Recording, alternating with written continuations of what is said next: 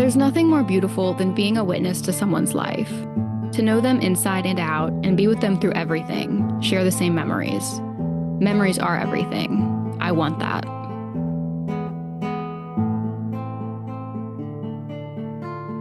Welcome to the Busy Girls Book Club. We are bringing you the internet's most popular books and letting you know whether or not you should take your time out of your busy schedule to read them. I'm Caitlin. I'm Casey. And I'm Catherine. And this week we have a very special episode because it's our first time diving into Abby Jimenez and her books. And we're starting off with her most recent book, Say You'll Remember Me, which follows the story of Samantha and Xavier as they navigate a long distance relationship, as they navigate parental health issues, as they navigate life and love and everything in between. And it's a romance book, so you know how it ends already, but there's a lot that goes on in between. Yeah. All right. Well, do you guys have reviews to read? Mm-hmm. Yes. I have a 3.5-star review from Storygraph. It reads, "It's a perfectly good, quick summer read. I enjoyed the story for what it was, but I probably won't remember it. No pun intended." A lot of those puns throughout the review. Yeah. I have a 1-star review from Goodreads, and it says, "The irony of Say You'll Remember Me is that I'm doing my best to forget it." Wow. Cutting. Okay, I have several 1-stars because, guys, the 1-stars of this book are actually really funny. Yes, you did a good job. Yeah. Okay, so first 1-star. I'm convinced this book was written by someone who speed ran a romance novel checklist but forgot to actually write a romance novel. Insta love, check, but with zero chemistry. Romance tropes, present but half-hearted. Depth, nowhere to be found. BookTok slang, jabbed in like a desperate bid for internet approval. It's like, oh God. Let me see. I'm just going to read part of this one because it's long. This whole book was exactly the same. Longing, repeated analysis of the bleak situation, preoccupation with the difficulties of each partner, a meeting, separating, repeat. Also 1-star. This one, unfortunately, I would still be able to tell that this was written in 3 months in the notes app of her cell phone, even if Abby Jimenez herself didn't admit to doing it. That's it's like she admitted that. Yeah. I was like, I'm not sure that's the flex you think it is, babe. Yeah, that's impressive. Yeah. So anyway, those are my reviews. Okay. Well, the internet says Goodreads 4.1 out of 5, Amazon 4.4 out of 5. I've been begging for us to do an Abby Jimenez, so don't break my heart. What are your ratings? Well, I'm not going to be the one to break your heart. We'll see about Casey. I gave it 4 stars, so I'm right in line with the Goodreads reviews. I thought it was a good romance. I think I did like that there was more depth than just the romance. I did think some things were a little unrealistic and a little too broody at times, but I liked more of the side stories than the romance itself. So that's where it gets props. I can go next. I don't think it's going to be like terrible, but also it's not going to be that good. I gave it 3 stars. I thought it was fine. I just honestly mostly thought it was boring. Like, I agree with you, Catherine. Actually, the plot with the main character's family, I thought was basically the only interesting part of the book. I essentially read for that part. The romance actually like totally missed me. I wasn't into it at all. I actually kind of wish she had just written a book about this woman's family and just not made it a rom-com. I just felt like, yeah, the romance didn't speak to me. I thought it was weak and super unrealistic and very insta love. So I really struggled to connect with the romance. And yeah, so I don't know. I read it and I was like, I think I'm going to forget every single thing I just read probably in a week. And I did. So I feel you there. I've kind of forgotten most of this book. Okay, well, I haven't forgotten it. I finished it yesterday. I love Abby Jimenez. I met her recently, and well, it was like the book tour for this book, but not. So she like talked, but didn't talk about this book because it wasn't quite out yet. And after hearing her like life story, like from her mouth, I'm like, wow, she poured so much of her actual self into this book compared to her other books. Um, so I don't know if that made me like it even more, but I give it 5 stars because I thought it was unique. It was a tough topic. You don't see insta love that often as the trope.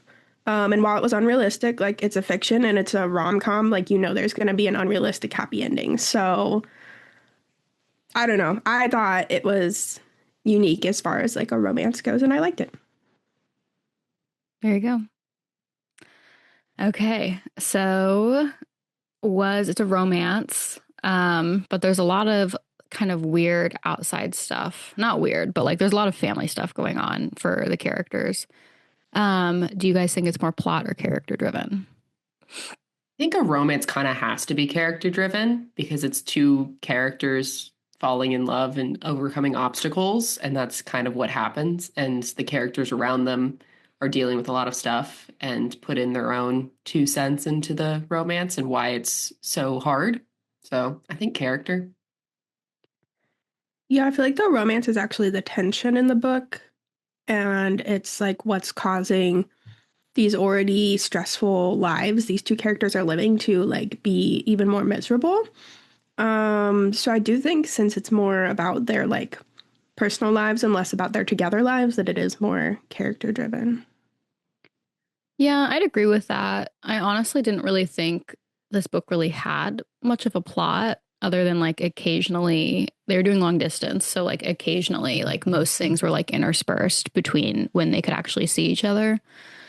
But most of the book is just like exploring their families and then like the ultimate conclusion is like the characters like being together or not being together. But there's not like really like that much of a plot other than like they see each other and then they don't. Yeah. So I said I have been pushing for an Abby Jimenez book. I have read, funny enough, 2 of the 3 Part of Your World books, and neither of them were Part of Your World. And I met her and her Wait, daughter. just a really quick tangent. Can you explain what the Part of Your World series is? Like, what is the basis for all of these books being part of the same? So they're not actually like a series. They just like are 3 books where characters overlap, which is going to be the same with this book and the next 2. So in like the one I read, yours truly picks up with the coworker of one of the main girl in the first book, and then the next one picks up with like a friend of the love interest. So they just like you see the other characters pop up. They all take place in like the same city and have overlapping friend groups, but not like large overlapping So plots. very as Allie Hazelwood-esque. Kind of, but even more like they're more present. They're not just cameos. Hmm. So that's why they're like a trilogy, but they're not a trilogy. You can read them standalone, and this will be the same with these. Okay. Um, so it sounds like you have already read books by the author. Yes, that was the question I was starting to answer before your question. And so I have read other books by Abby Jimenez, and I will continue to read books by Abby Jimenez. So what about you guys? This is my first. But I've been wanting to read Just for the Summer, which I'm guessing is part of that series you were talking about. It's the third one in the Part of Your World kind of little Okay. trio. I've just it's been on my TBR. I've just never gotten to it.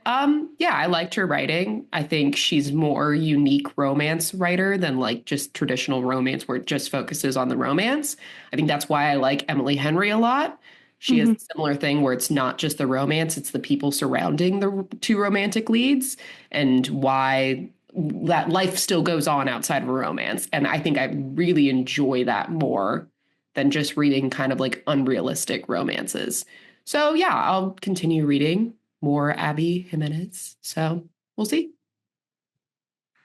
Yeah, romance just isn't my genre. I thought it was fine, but I wouldn't have read it unless it was for the podcast, and I have no desire to read more. But it was You fine.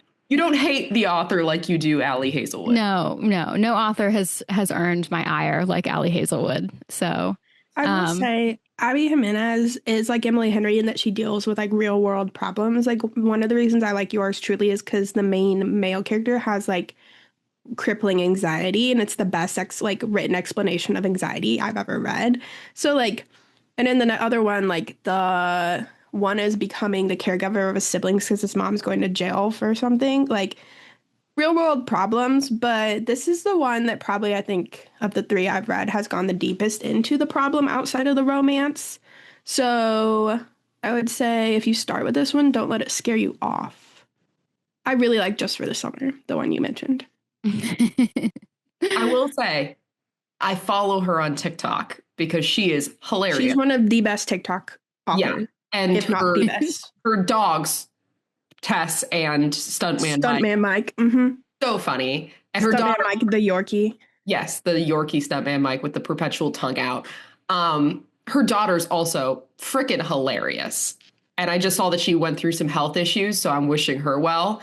But yeah, no, I like relate to her as a person because she's just like so authentic and real online. So I was almost more excited to meet her 16-year-old daughter than I was to meet her because of her TikToks. Yeah, her daughter's a queen, an icon. Yeah. Anyway, big fan of her as a human being. There we go. What about the pacing? How long did it take you to read? I'm going to start because I feel like I'm going to be very negative on this point. I really did not like the pacing in this book. I think this is the major thing that kept me from liking it more is that it was just so slow and repetitive in some parts to me. Like the same, like that review I read, one of the reasons I read it was because I felt like it was the same cycle of just like longing and depression over and over again. And I just didn't really like reading it that much.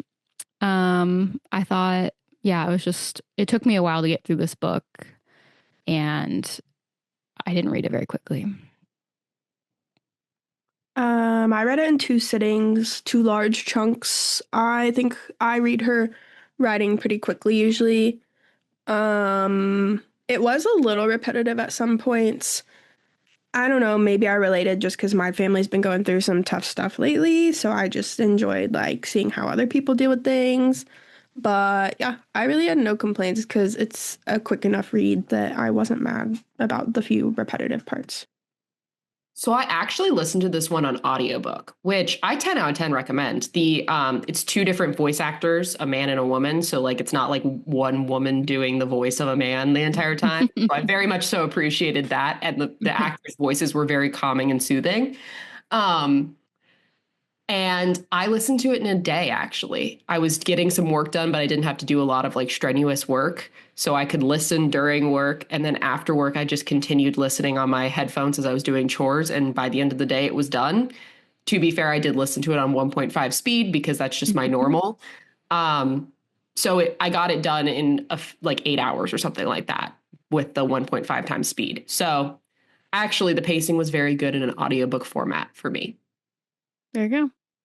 And I will say, this book I very much relate to because my uncle passed away due to Alzheimer's. So I've had family members who have dealt with this issue in particular and seen how much of a struggle it is for your own dad to not recognize you, and your own, like, not recognize your own wife and stuff like that. So it did hit home for me.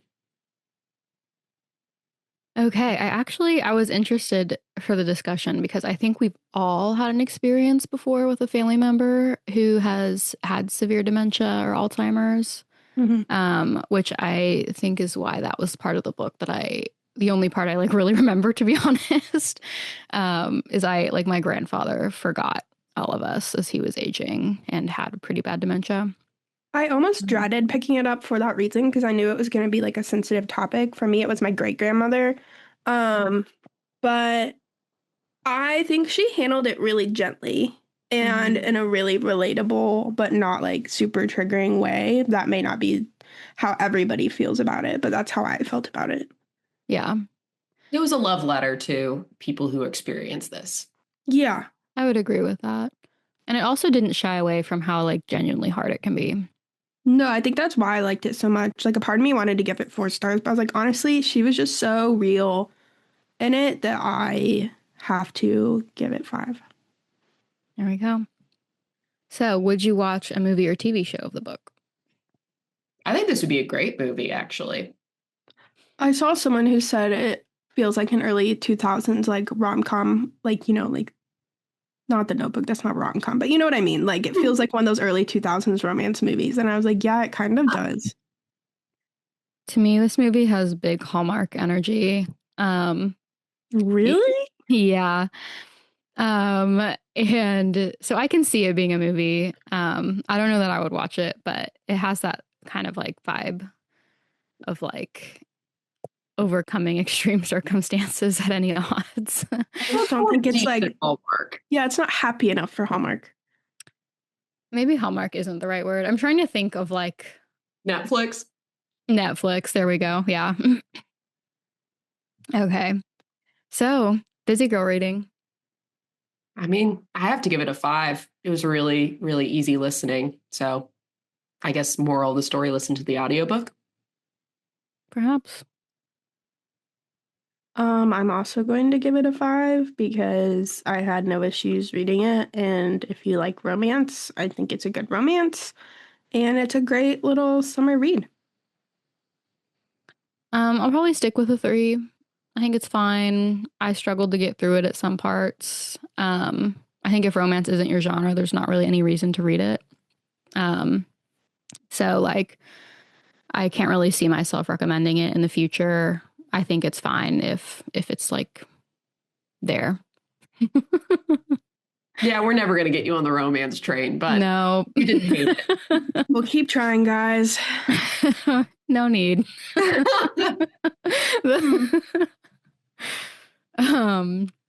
But okay, that's our spoiler section. So now we're gonna get into what actually happens in this rom-com.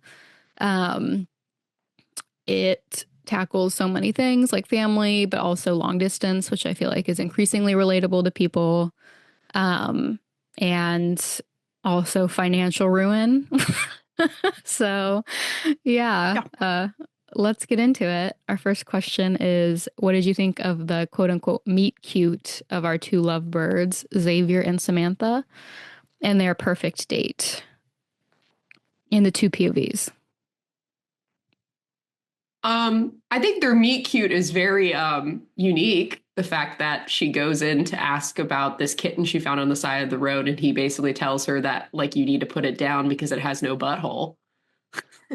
Pooter the cat. Pooter the cat.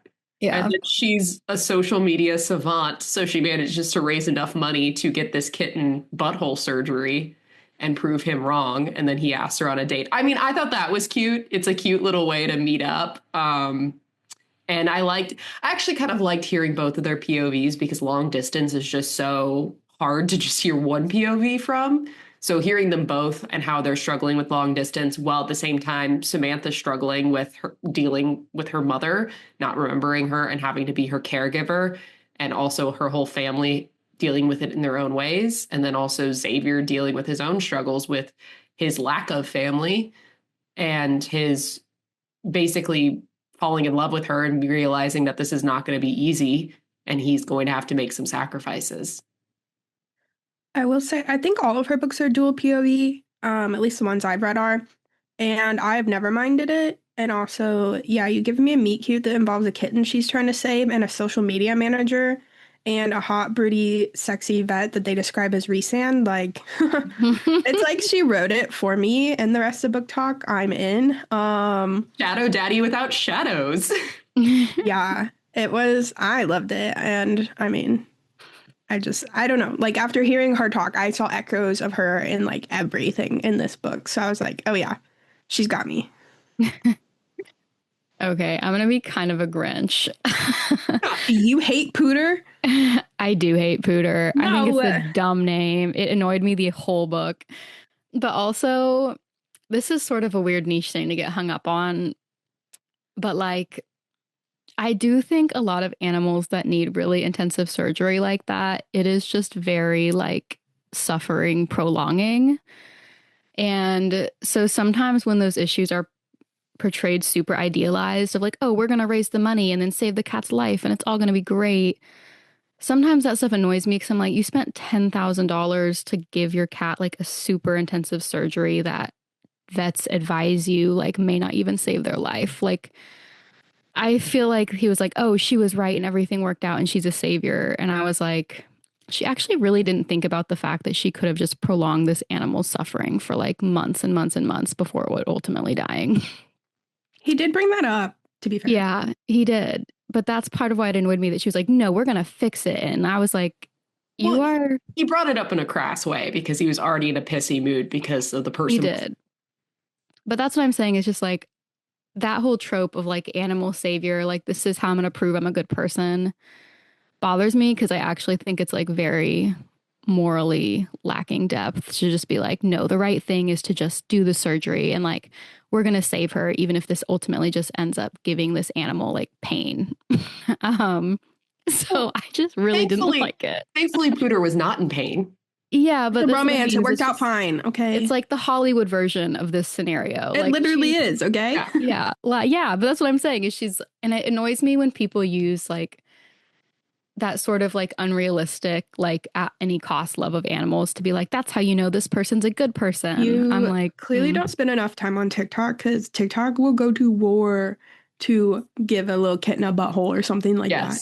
And I'm going to be honest, I think most of the time it's really short-sighted. Like, I'm not saying we shouldn't save animals' lives, but like, I think we should also be realistic that like, you can't save every animal. Like, they have to be put down sometimes, and it's fucking sad and heartbreaking. Yes, it is sad and heartbreaking in real life. But if I'm going to read a romance novel or a fiction novel, you best believe I will be so pissed if an animal dies in the novel. I don't care if humans die. If an animal dies in a fiction novel, I put it down. I don't.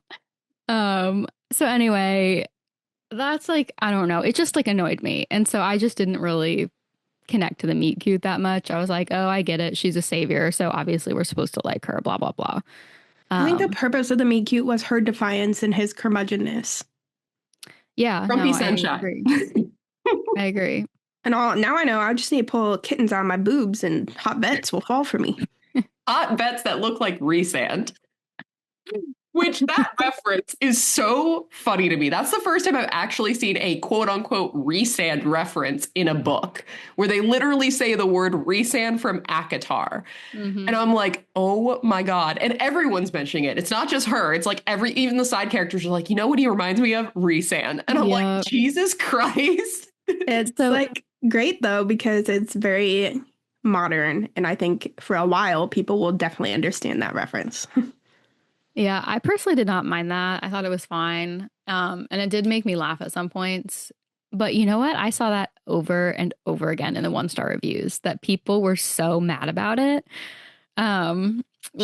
She's a fantasy reader like us, okay? Yeah. She reads the fairy smut we read. Her ideal man is also resand. Yes, she has admitted that. It did kind of make me wonder if she needed like special permission to do that. I don't know if you do or not, or if you get in trouble with copyright stuff because of that, but she might have had to reach out and ask permission. Because if I was SJM, I do know she's like, I would be like, yes.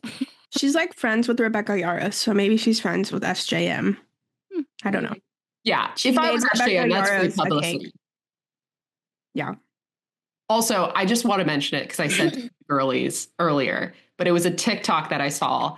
And it was the book club basically reading this book, Say You'll Remember Me. And just the caption is, this month's read was Say You'll Remember Me. Book club was divided in how we felt about the pop culture references throughout. Vanessa, our host, demands respect on Resand's name. And she just goes on a tangent because some of these girls didn't know who Resand was. And she's like, I don't care if you don't know who he is. You got to put respect on my boyfriend's name. Because if I see him, it's on site. I'm going to jump him. And I'm like, you know, we love a queen that's just like, yeah. Honestly, it's shocking to me that anyone in a book club in the year 2025 would not know Resand. Yeah, that was my thought too. Yeah, it's a book club discussion. Right. Like, even if you haven't read Akatar, I would assume that you kind of know the general lore at this point. especially because the host is not on BookTok. This is her friend recording her as she goes on this tangent. And so, like, I guess the other people in the group aren't on BookTok either. Because if you're on BookTok, you have seen Resand. You have seen the fan edits, the fan casting, all of the, like, you can't avoid it. You can't avoid SJM. Right. Okay. Anyway, now to bring us back to the questions. So Catherine said you do not put heat on Resand's name. Yeah. Yeah. That's my boyfriend. Loyal. Yeah. Loyal since day one, Catherine and Reese. Okay. So we've already touched on this a little bit, but the book, one of the biggest parts of it is that Samantha is helping care for her mother who had this accident. And then it basically caused her to have like really serious, accelerated early onset dementia. So she is like forgetting Samantha, even though she remembers the other kids, and is at the stage of dementia where she is like very unstable, and it is very difficult to care for her because she has like emotional fits and panic because she can't remember where she is, and she's very sensitive, and like keeps trying to go to work but like can't drive and forgets what she's doing halfway through what she's doing. Yeah, I mean it was pretty intense, and the dementia was in its advanced stages. What did you guys think? I mean, I think it's a really realistic portrayal because when you get to that point where, because I can only imagine it from their shoes, where you don't even remember where you are, would be very jarring and jostling. And the only people that you remember are not around you. And all of the faces you're seeing, you can't put names to it. And so you can imagine you would be agitated in that situation and you would probably lash out. I mean, it's a lot like what toddlers do because toddlers don't know how to say words or express themselves. So they throw tantrums and throw fits because they can't like verbalize that this is what I need, this is what I want. That's why like sign language is really important with kids, is because then they can at least like show what they need and want. And then it's less likely to have those kind of like blow ups. But these like patients, you have to basically like find nonverbal cues and like family members. And I think it was really heartbreaking because I understood what the mother meant when she was just like, no, I don't want to go into a home. I want to like pass at home. And it's like a fair ask, but at the same time, it's too much of an ask for your family members. And so I felt really bad for the family, but I understand because sometimes those homes are just not a good place. And they're expensive. They're expensive. They can be abusive. And there have been a lot of cases of that. And there's like cases of neglect and like bed sores and just like not great behavior. But I mean, like my uncle went into one of those homes when my aunt could no longer take care of him by herself. And it was a great home and a great place. And she visited him every day. But sometimes that extra care is needed. And I felt really bad that the family felt so trapped by this. And also, like, some weren't pulling their weight. And so it was the dad who had to do most of the work and the grandmother. And it was just kind of tragic that the kids, like, some of them witnessed it and didn't say anything. Some of them were trying to help, but in their own ways. It was a real, raw, realistic example of that. Yeah, like I said, I think it was gentle in how it did it. The part about the illness itself, I think, was like gently approached. I think the nuance of what it was to be a family member was a lot more the like point of it, and the strain it put on everyone. How it took 5 grown adults living in the same house to take care of one person who was losing their memory. Like that's a lot. And like, you know, all the tiny decisions they had to make about scheduling work, finances, keeping her in the home or not, changing diapers eventually. Like, I think I felt the fatigue from reading it, and she did it really well. I think she had a really good understanding of what a lot of families are probably going through without like just really honing in on, like, at the beginning she kind of honed in on my mom is forgetting me, but then kind of moved on to like, okay, but I love my mom and I want to make sure she has a happy life with what's left, and was kind of working on that. I also do like how she worked in their relationship. A lot of the love story was about making memories. And a lot of the like deeper quotes and things were about like wanting someone who you have this parallel life with, that you share inside jokes and you'll remember these things, and that even if your memory fades, there will be these core moments that you have, and like making that, they were both like making it last because they saw how easily it was slipping away. And I just thought that was a really nice way to kind of parallel the romance with the plot. Yeah, witnessing someone's life. Mm-hmm. Yeah. I agree. I think for me, the part that stuck out was the arguments that the family would have.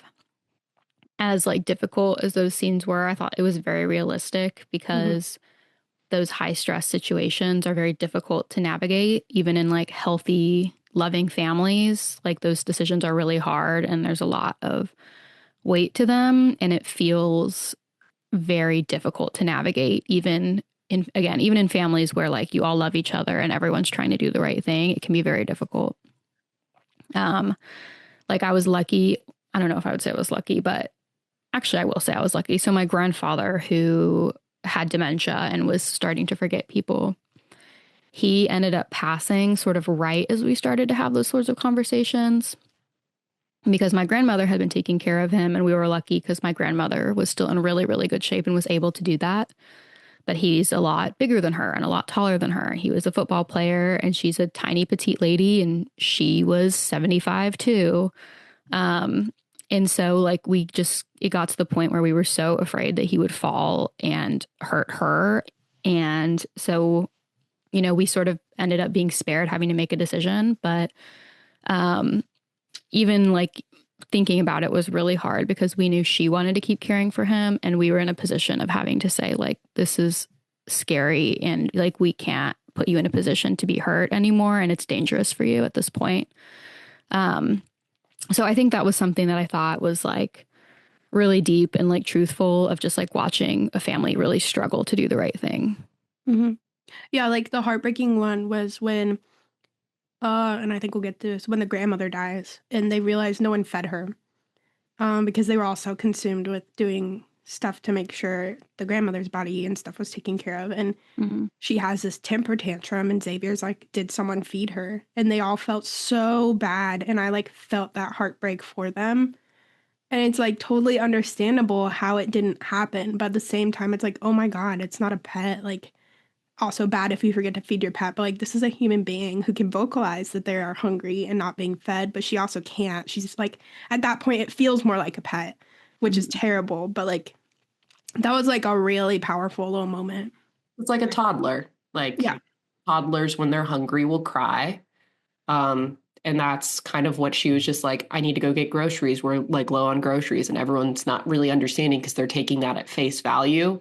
But Xavier, who's a vet and works with animals and has to go purely based off of nonverbal communication, is just like, whenever this kind of thing is happening, it's normally because they're hungry. So I'm going to make that assumption. And Xavier being there, I did like in that love story that he was the rock of their family for that time period, and that he was willing to fly all the way down there to help them out during that time period. To bankrupt himself. Yeah, bankrupt himself. I definitely like, I get where people are coming from. Like, they didn't have like full on heat, passion, chemistry. I think they had like more like deeper like connections than that. Like, it's not like passion, but it's more of like understanding and like a growing love. I'm not a huge Insta Love fan, but I liked how the story, she was pushing back against it and saying like, forget about me, like it's too complicated. And he kept fighting for her and showing her like, we can make this work. I think it made me believe more in the long distance because of that. And then when he came over for her grandmother after her death and like was there to help the mom, not even just help his girlfriend, he was helping the entire family. Like, that's when you know it's true love. It's because it's like, he's willing to like step up and help other people in your family, not just you. Yeah, I think their love was, as I kind of said, like, is it better to be miserable together long distance, or miserable knowing that we met the perfect person and will never be with, like, won't be with them? So it's like, which one do you choose? And a lot of the book was just really terrible choices they had to make. And so, they chose, like, I think this is the love of my life and I'll never find anything better. Like, I'll always think of it. So I'm going to suffer through it. And then it was, okay, do I leave my dying mother or do I bankrupt myself and leave my practice? And like also impossible decisions. So like the whole book was like that, but you could tell because they were just trying to survive it. It was a deeper, like a bone deep kind of love relationship. This is where I'm going to be the Grinch again. Ugh, I know it's unrealistic. Stop. I did not believe it at all. I was like, Sure. right. Okay. Your family's falling apart. Your family's finances as a collective are in shambles. You have a mom who has like incredibly serious, all encompassing health issues. Now her primary caretaker has died. And your boyfriend, who you're going to keep on seeing, is running his vet practice in another part of the country. And he is literally going into debt just to see you. I'm sorry, that is crazy. Working himself into the bone. You've been on like 1 or 2 dates, and that is what you do. I was just like, I'm sorry, but no. Like, it was honestly to the point that it was so destructive for them. I'm such a great, I was like, I don't believe in this at all. And I'm not saying I would make the same decisions as them, but that was the romantic part, which apparently you hate, is that they were willing to sacrifice and make it work. You're obviously not a hopeless romantic because I No. thought No. here's what I'll tell you, okay? Background story. Abby Jimenez lived in Pasadena with her husband. He had an important job. She was having kids. He lost his job and they went into like very severe finance issues. And she had always wanted to own a bakery. So they took out the largest loan ever when they had no money to open a bakery and put everything in on it. Now it's like a world famous bakery and she has one location in Pasadena and 3 or 4 in Minneapolis, which is why you get these 2 locations. Right. It is her. She lived this scenario and made it work and now makes a ton of money off the bakery and books. So like that's where maybe I appreciated it more because I know that's like her actual story is kind of what Xavier was dealing with. Yeah, I think the hang up for me is actually partly on Xavier's part because, like, don't get me wrong. Like the author is Xavier. Yeah. Well, I think it's one thing. I think it's one thing to do that with your husband who you're already in love with and who has like you've proven to each other already. Yes, they already have like 3 kids. Right. Like you've already proven to each other that you're capable of, being trustworthy with that investment. And like, you have a lifetime of proving that to each other already. Part of what I think bothered me is that Xavier literally gave up on his dream for her. And yes, he's like, I can open a vet clinic somewhere else. But I was like, don't get me wrong again. I think that like love is more important than money. Okay. I'm not like totally ice queen. I do think ultimately your relationships are more meaningful than like your career. But for someone that you just met, I totally understand your hangups. But like I said, would either of any of us make that decision? No. But we're all too realistic for that. And no, I want to say one more thing. There is a trope that I am going to call the perfect doormat. And this is something that I keep seeing now with the way men are being written in these romance novels. And it's I like my men like doormats. They are not even real people. They do the perfect thing the whole time. They're super engaged with their partner. I feel like Xavier asks almost nothing of Samantha. The relationship is about Samantha. Meanwhile, he is putting a lot on the line for the relationship too. And he's literally just like, but what else can I do for you? I'm here for you. I'm going to run my finances into the ground for you. Like he just makes every decision for her. And I just think it's like kind of not only unrealistic, but and like not human to me, like not real how humans are, but also just like not really good. Like that's not really. It's fiction. That's what the girl wishes the guy would do. He's not going to do it. It's a romance fiction. But I don't really wish that's what a guy would do. I just feel like when you're not really a real human and you're just a doormat, like it's not really good romance anymore. Because I that like person the is just being doormat. walked on. Like, they're not real. I like Like, the they're not. doormat. To me, the best romance is It's when not two real. It's a people fiction book. keep fighting. But fiction, great fiction, makes real life like romantic and Okay. makes real life meaningful. I Like the realistic parts of the book are the It's the family stuff, and that's gesture the that best he was part. willing to give up everything for love. It's like Entangled when he says, "You're my new dream." Yeah. That's Like, it. okay, I would say, here's the thing, is that he is grappling with this the entire time. Like he's holding desperately on to his vet dream because of his abusive parents. And he's also trying to hold on to this relationship. And the people around him are seeing how miserable he is. And they don't tell him close the vet clinic and go with her. They say, what makes you happier? Would it be staying in Minneapolis, continuing with this business, or would it be being with her? And he made the decision that it's her and that he can figure out the rest later.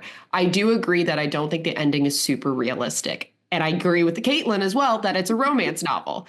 But I will say I kind of wish the ending wasn't as if like, oh, and then Harvey saves the day by like finding a bunch of old guys to run the clinic in Minneapolis. No, it was unrealistic. Okay, I know. but It's unrealistic. I almost wish he had just closed it or went into financial ruin or something like that. That would have been a little like better, and then like they figured it out from there. But all I'm saying is like he chose the path for most happiness. And yes, he was a bit of a doormat. I'm okay with it. He's at least has chivalry, and that shows chivalry is not dead. All right. Well, anyway, there are a lot of side characters in this book as well. Most of them are Samantha's family members. What did you guys think of them? Her brother was pissing me the fuck off. I wanted to punch her brother. yeah, but you always have that one in the family who's gonna be like that. Yeah. He was just so He selfish. had big emotions, okay?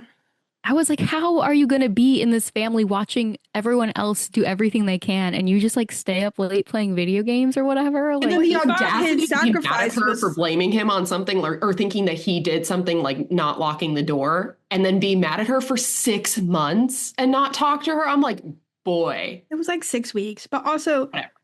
he thought his sacrifice was giving up his life and adventure and coming home. yeah. Like, I see how it happened. Yeah, he was put there on purpose to annoy you, but I see, like, he thought his sacrifice was made, you know? Yeah. Ridiculous. Something only a like 20-year-old would think. Okay. So we already kind of talked about this, but what did you think of Xavier being determined to make the relationship work despite financial and distance obstacles? I mean, like, most of the time I was like, just break up. But yeah. that's not, that would ruin the romance side of it. Yeah, I almost wish that it would have been like a time jump, like 10 years later, and it's like post her mom's death, and they come back together, because that would have been more realistic. That's kind of what I thought would happen, because the trigger warning said off-screen death. And so I kind I of was not expecting grandma. No, I thought it was going to be mom. And I was like, oh my God, grandma. Yeah. No, I thought the same thing. I think that's part of why I'm salty is I think to me the better story is just admitting that sometimes relationships are too hard in the moment. And it's not anyone's fault and it's heartbreaking sometimes, but like, you know, family comes first. Mm-hmm. And like that doesn't mean it's a no forever, right? Like things can happen in the future too, but sometimes the timing is wrong, like period. And so his like single-minded necessity to force it to work was like actually a little annoying to me. I was like, y'all need to break up. This is crazy. It was. Yeah. He'd apparently had never had anything good in his life, though, so I could see kind of why. But, like, I personally would have been like, well, this sucks. I met the love of my life, but, like, choosing family, choosing my own stability. Sorry. Well, especially because my priority, not everybody's priority, so. Well, that's especially because like we have modern day technology, you can keep in touch with this person. Mm-hmm. And then when things settle down and life happens because time continues on, maybe you can find your way back to each other or circumstances aren't what they are now. Because like his business, he could have closed it down in the future if her mom continued down this path and lived a really long time, which can happen. But it Mm-hmm. also could be the case that an accident happens or she deteriorates really quickly. Um, and so I thought that that's what it was going to be like. Say You'll Remember Me would be like a double entendre for like her mother, and then also like waiting for each other and finding each other a second chance. Um, I did kind of like that it wasn't that, because that's predictable. And like that's like The Notebook essentially, or just like something ridiculous. And so it would be just like totally cookie cutter at that point. But I agree that it wasn't super realistic for him to go into financial and health ruin where he literally broke down and had to be hospitalized because he was so worn down. Um, so yeah. Yeah. You know what scene really made me mad is when they both tried to surprise each other. I knew that was I gonna happen. knew it. I knew it Yeah. was coming. I was waiting I for that was to waiting happen. for it the whole time too, and it Such a pissed trope. me off. Such Just a like trope. the money pissed down the drain was so devastating. I think that was the entire point, was you're supposed to like feel that viscerally. Hmm. But I was like, okay, finally, like they realized like we can't keep doing this visiting thing, and they were kind of just dealing with it until her grandma died. Yeah. Well, speaking of the grandmother's death, I did you guess it guys was after her expect grandma it? died. Never mind. It was after, yeah. Mm. Okay. Well, speaking of the grandmother's death, did you guys expect it? No, grandma. Well, and it's just so sad because you find out that like she had had health problems and she knew about them. Like her heart was giving out and she could have had the surgery, but she chose not to because she knew that it would be too much on this family after having to take care of the mother, that taking care of the grandma as well is like just too much of a burden. So she chose her family over her own health. I And know. like, I hated that. I hated that, but like it is kind of realistic. There are a Mm. lot of family members that choose not to undergo cancer treatment because they know how much of a burden it is to their families to take care of them. And they want to like go out living life and being like, when it happens, no intervention. Which is unfortunate, but that is like kind of realistic. Like that does happen. And she was the primary caregiver. So she was just like, I got to take care of my daughter because she's going through it. And whatever happens, happens. I hated that the dad was in on it a bit because, like, I feel like he should have been more communicative. And obviously, he had his own secrets, but he was carrying the burden of both his wife and his mother in law, which is just hard. Yeah. I did think, it wasn't like I liked it, but I thought it was interesting because after, when the grandmother is alive, things are really difficult, but they're kind of keeping their heads above water. And her death is literally like what sinks them because she was doing so much to keep everything together. And it was sort of barely manageable as long as she was there and was able to do that. And so her death just like triggers this like huge explosion of chaos and hardship, essentially, because, they have to figure out who's going to care for their grandmother now. Um, and so I did kind of expect it. But I also more so thought it was going to be the mom. And so I was kind of No, surprised that that it would have was, been too easy, yeah, surprisingly. The yeah, easy death. exactly. So yeah, it was crushing though. Yeah. So the other kind of big point that is introduced about them kind of coping is the dad and his affair. What did you guys think of that? Was it okay? And obviously, we already said he was keeping the grandmother's secret. I didn't like it, but I understood the plot point, and I know that does happen in real life. And he did feel kind of just like unjustly painted as the villain because none of them could understand what he was actually going through. And once they kind of realized, like, once Samantha started taking over the caregiving, she was like, oh, shoot, like, this is a lot. And so I liked that in the end they gave him some grace. Like, I still wouldn't like my dad stepping out on my mom because she can't remember him. Like, that's shitty. But I think, like, the characters I understood. It was just unfortunate, uncomfortable, you know? I do think I didn't blame him for it.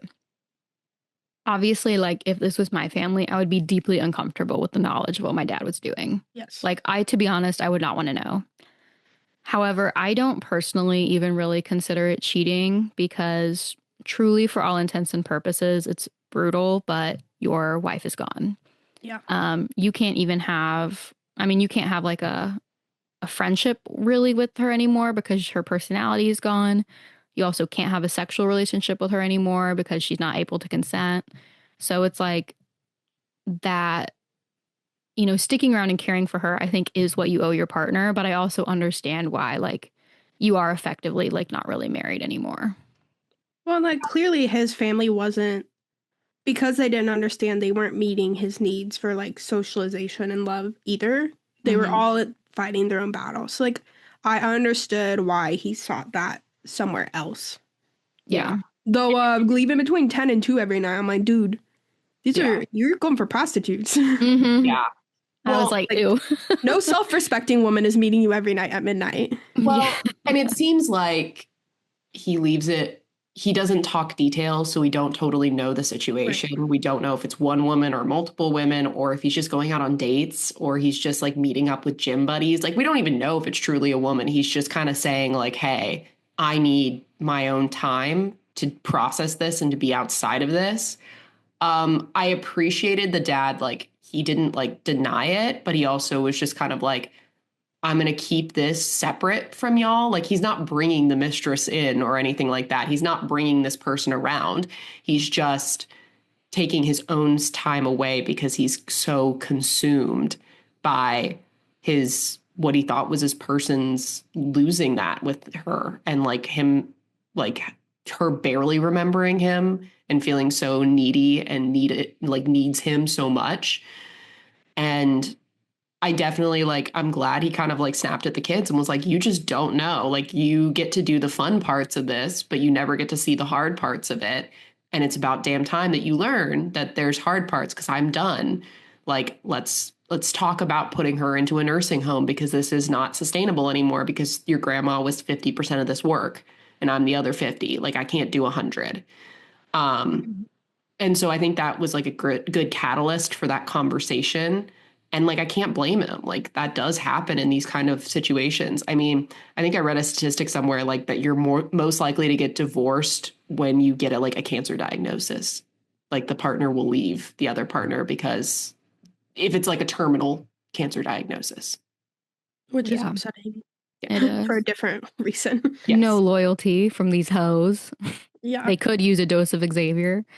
Yes.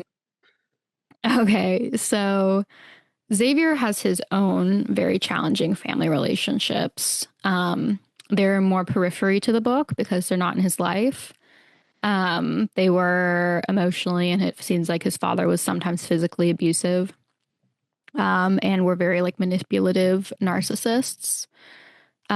So what did you think of that portrayal, and, ultimately his decision to sort of give up on his dream on behalf of Samantha, because part of that was kind of being like a fuck you to his parents?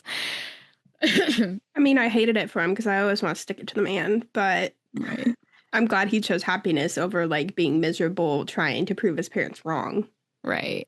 Like, you can't live your life on revenge, even though that might be fun sometimes.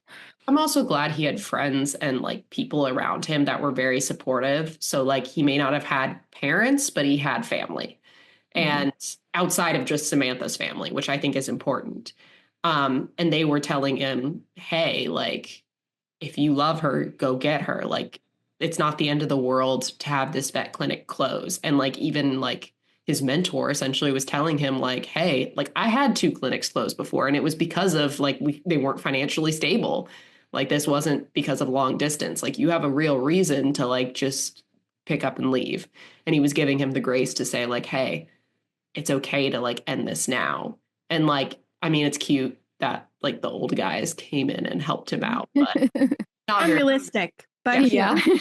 Cute though. I did. So the one part I liked about Xavier kind of leaving was that one conversation he had with the old man, because this is like such a weird niche part of the book, but I think it's very taboo to discuss failed businesses, even though most entrepreneurs have one or two failed businesses before they ultimately have a successful business. And I sort of appreciated the empathetic portrayal of that, that just like having a failed business doesn't make you a failure. Like it really can happen. It's really hard to be an entrepreneur. Um, and so I thought that was the one point of his whole journey back to Samantha that I thought was like realistic and like empathetic. And I kind of like liked it and related to it in like a, yeah, that makes sense kind of way.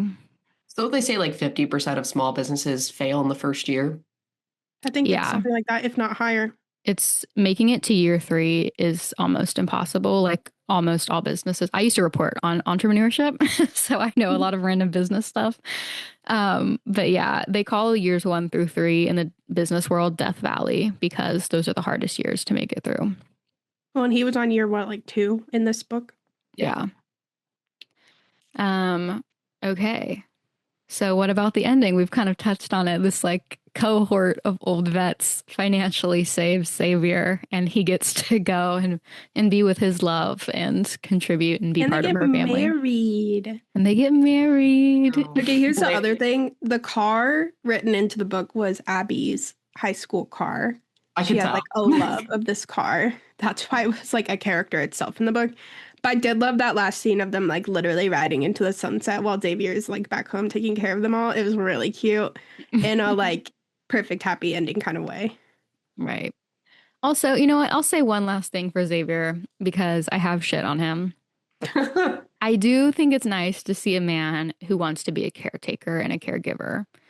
I think we very rarely see men in that role. And so I did appreciate watching him do things that we just traditionally think of women doing and expect women to do.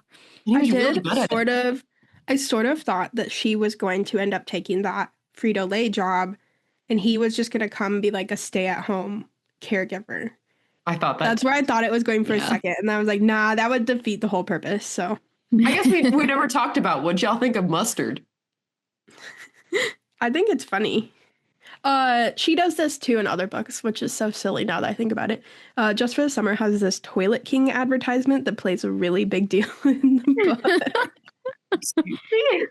That's so bizarre. She also always writes in her own cupcake brand. Nadia Cakes always makes an appearance. I figured. Yeah. As it should. Get your bag, queen. Yeah. But yeah, I honestly, I kind of liked it because like we all work in the journalism world, which is sort of like holding hands with like the funny Twitter business account universe. Mm-hmm. And so it was sort of exactly. I feel like it was sort of funny because I don't know. We went to college with the kind of people who are working those jobs now. So it was sort of funny. Yeah, I know. Running the Wendy's account, trolling people. Absolutely. Well, the fact that her first job was Wendy's trolling, and then that's how she got the mustard job. I know, yeah. Mm-hmm. I was like, yep, that's pretty journalism school accurate, honestly. Yep. And getting laid off, so upsetting, but yeah. Yeah. Also journalism world accurate. Yes, so accurate. So the journalism Yes. we are struggling out here. Yep. Okay, well, I think that's the end. Do you guys have book recommendations? I've already mentioned this author, but Emily Henry, and I'm going to recommend her book Happy Place because I think it has similar themes of like, not because like it's second chance romance instead, but it's like families and different times and work and being long distance and whether or not it works. Mm-hmm. I'm going to recommend a movie. So I just want to trigger warning. It's a documentary, and the documentarian, it's her kind of filming her dad's dementia. And it's sort of an interesting concept. It's like she films him and all these like super outlandish, like possible endings that he has. Like, so the movie is called Dick Johnson is Dead. And so they film all these like super funny, like outlandish, like endings for him, almost as like a catharsis against what will like likely be his slow decline. And so it is like heartbreaking. So just like trigger warning going in, like if you've experienced that with a relative, it can be kind of hard to watch. but it was really, really good, I think, at showing the progression of dementia. And there are some scenes in that movie that I still think about today. So if you're interested in that thematically, this is kind of another example of family trying to deal with a diagnosis and care for their family member as the disease progresses. I'm going to go less depressing. Yeah, sorry, it's sad. I will recommend Yours Truly by Abby Jimenez. Just because I like, if you want to get into more of her books, I like that one because as an anxious girly, I thought it was really well portrayed, the anxiety that this character is struggling with and how, like, in a relationship, you can adapt to support someone with that. And I don't know, it was a little slightly less depressing than this one. Every time someone says anxiety now, I think of the Doechii song. Yeah. That gives me more anxiety, honestly. Oh. Yeah. Okay. Well, that's our discussion. Please rate and review our podcast. Also, please engage with us online. We'd love to hear more about what you think. We're just three girls with microphones, so you can totally disagree with us. Like, we've got no real reason to be to be the overlording opinions of the book world. So yeah, you can slide into our DMs at Busy Girls Pod pretty much everywhere. We also have a website, busygirlspod.com. Yeah, come at Casey for her lack of romance. My absolute hatred of the romance genre. Yes. Yeah. Casey is single, y'all. No. We all are. Don't even. Yeah. Just kidding. Yeah. Casey has had more relationships than me and Catherine combined. So. Yes. Oops. Okay. Oops. Anyway, moving on. I think that ends our discussion. I'm Catherine. I'm Casey. And I'm Caitlin. Thanks for listening. And when you get a chance, take a break with the Busy Girls Book Club.